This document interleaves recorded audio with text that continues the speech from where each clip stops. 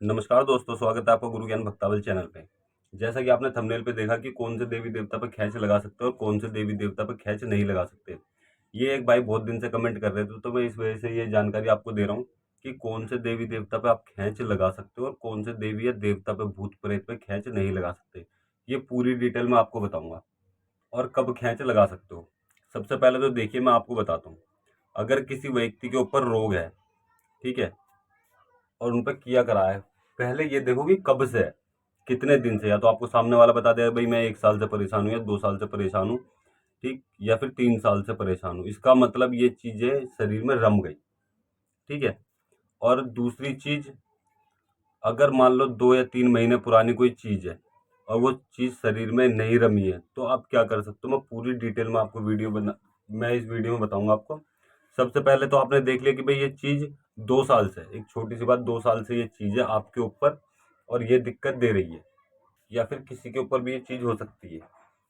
सबसे पहली चीज, अगर वहां पे आपको मरघट की कालका चढ़ी है रोग में, तो आपको खींच कभी नहीं मारनी। 1 से लाख तक आपको खींच नहीं लगानी, चाहे आपको कोई भी बोले कि इसको ये चीज कर दो, खींच लगा दो इस पे, बिल्कुल भी खींच नहीं लगानी। ना उसको उल्टा सीधा बोलना, क्योंकि देखिए अगर आप खींच लगाओगे तो क्या होता है, कई बार ऐसा होता है आपने खींच लगाई, या तो आपको दिक्कत होगी 101%, खींच लगाने वाले भगत को दिक्कत हो सकती है।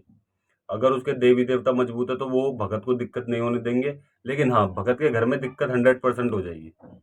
तो कभी भी आप मरघट की कालका के ऊपर खींच मत लगाना, और कोई सी भी कालका हो, कोई सी भी कालका हो, उनके ऊपर आपको खींच नहीं लगानी है, ठीक है। अब आगे दूसरी चीज, मरघट की मनकवीर पौन आ गया।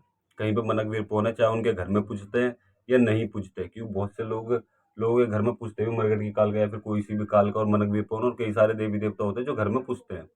तो आपको उन पे भी खींच नहीं लगानी है, चाहे आपको कोई कुछ भी बोले। अभी मैं लास्ट में आपको बताऊंगा कि आप इन सबको किस तरीके से हटा सकते हो और किस तरीके से शांत कर सकते हो। आपको मतलब कि मनकवीर पौन के ऊपर भी खींच नहीं लगानी, चाहे आपको कोई कितना भी कुछ बोले। आपको तरीके पता होने चाहिए इनको बिना खींच लगाए कैसे हटाया जाता है। अगर आप उनके साथ गाली गुप्तार करोगे या फिर उनसे ऐंठ हाँटी करोगे कि मैं हटाऊंगा तुझे, ये करूंगा, क्योंकि कई बार ऐसा होता है सवारी आ जाती है सामने वाले के शीश पे और वो बोलती है मुझे कोई भी हटा के दिखा दो, ठीक है। वो थोड़ा उकसाएगी, लेकिन अगर आपने उससे उल्टा सीधा व्यवहार किया, उससे गलत सलत बोला, तो आपको दिक्कत हो या ना हो, दिक्कत उसको जरूर होगी जिसके ऊपर वो आई है, जिसके घर में वो बुरे पे है, उसको दिक्कत 100% होगी, 100%, ठीक है, उसको दिक्कत होगी होगी। और तीसरी चीज, अगर कहीं पे कलवापौन है बुरे पे, कलवापौन भी घर में रहते हैं तब भी बुरे पे आ जाते हैं, क्योंकि उनको कोई ना कोई रुष्ट हो जाता है वो किसी भी वजह से, या फिर किसी सामने वाला व्यक्ति ने कुछ करके, कुछ कैसे न कैसे उकसा के उनको भेज दे, लेकिन जल्दी से ये देवता बुरे पे चलते नहीं है, लेकिन कैसे न कैसे वो आ गए, आपको पूछा में चढ़ गई कि भाई कलवापौन है, तो आपको बिल्कुल भी खींच नहीं लगानी, बिल्कुल भी खींच नहीं लगानी, क्योंकि वो गुरुमार चीज पहली है, ठीक है।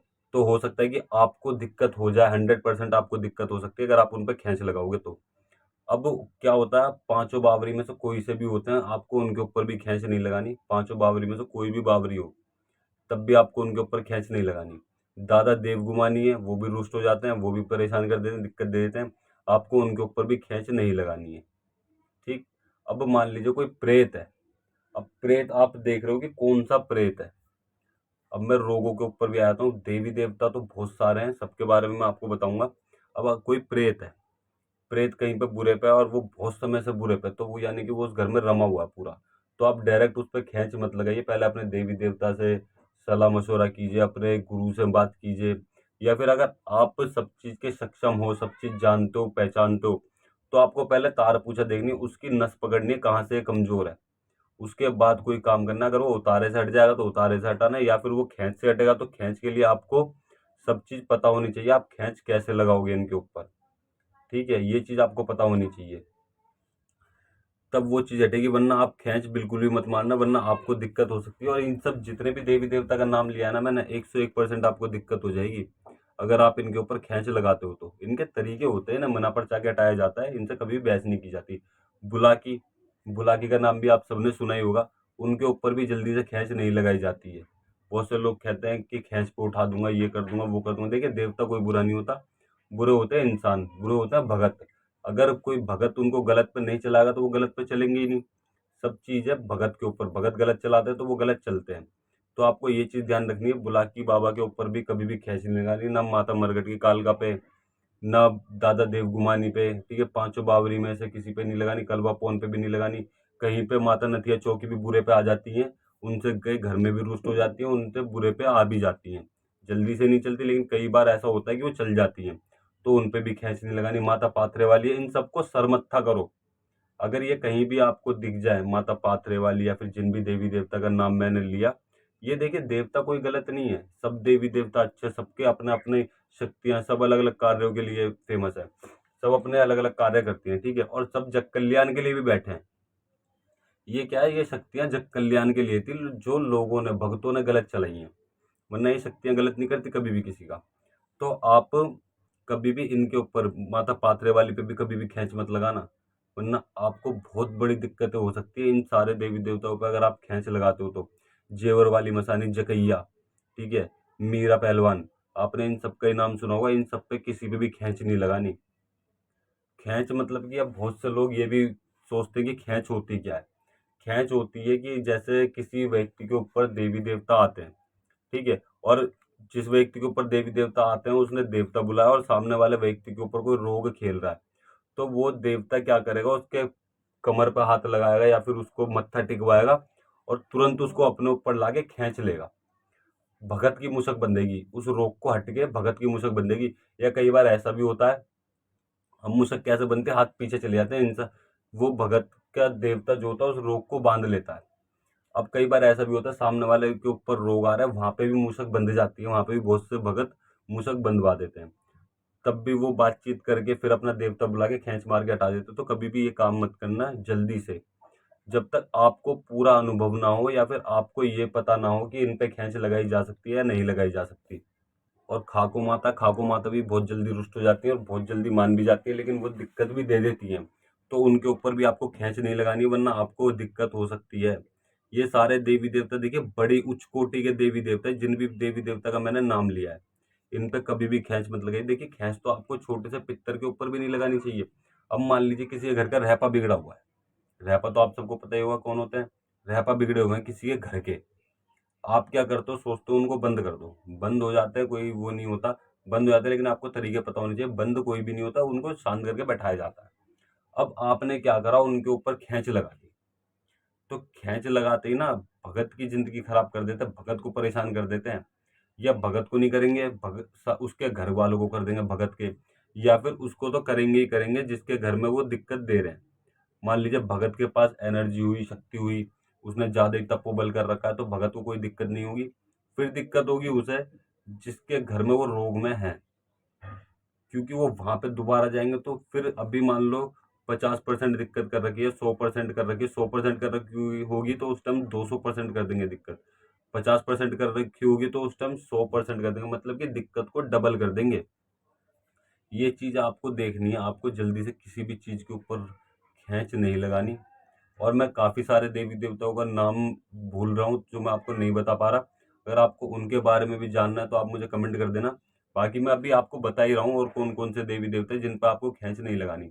किसी के घर की चौकी हो, गुड़गांव वाली मसानी हो, तो आपको उनके ऊपर भी खींच नहीं लगानी। ये छोटे मोटे देवी देवता नहीं है, सारे सारे उच्च कोटि के देवी देवता, बड़े देवी देवता हैं।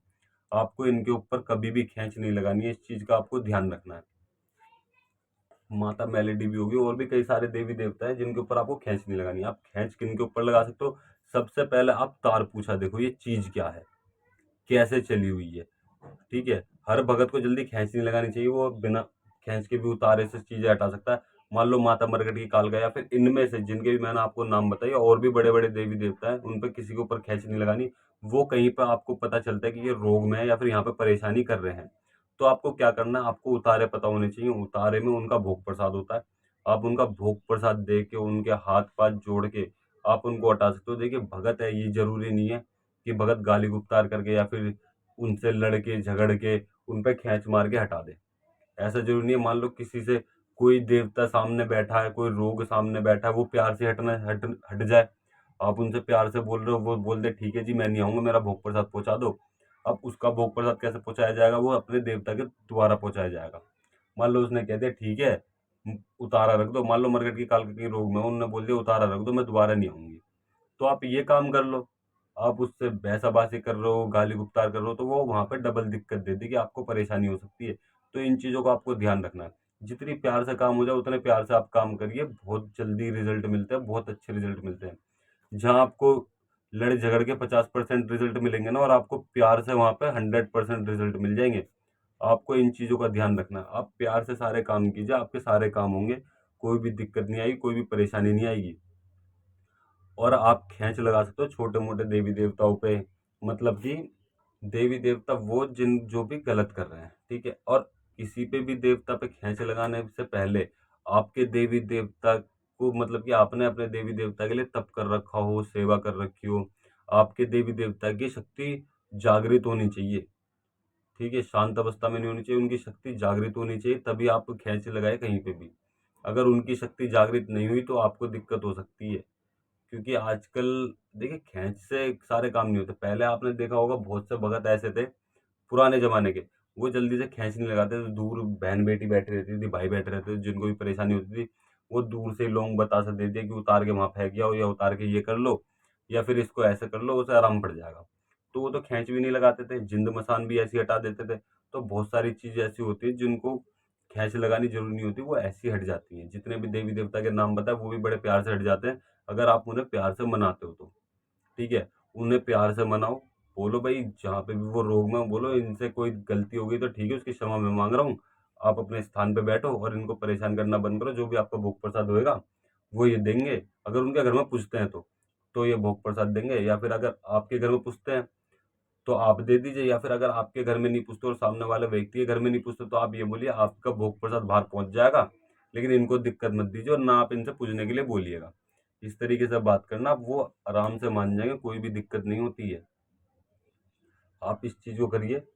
और अगर आप और भी किसी चीज़ के बारे में जानकारी चाहते हो तो आप मुझे कमेंट जरूर कीजिएगा। मैं अगली वीडियो उस चीज़ के बारे में जरूर बनाऊंगा। और अगर आपको हमारे द्वारा दी गई जानकारी अच्छी लगी हो तो वीडियो को लाइक करें, चैनल को सब्सक्राइब करें और बेल आइकन जरूर दबाएं, ताकि हमारे द्वारा दी गई जानकारी आप तक समय पर पहुंच सके।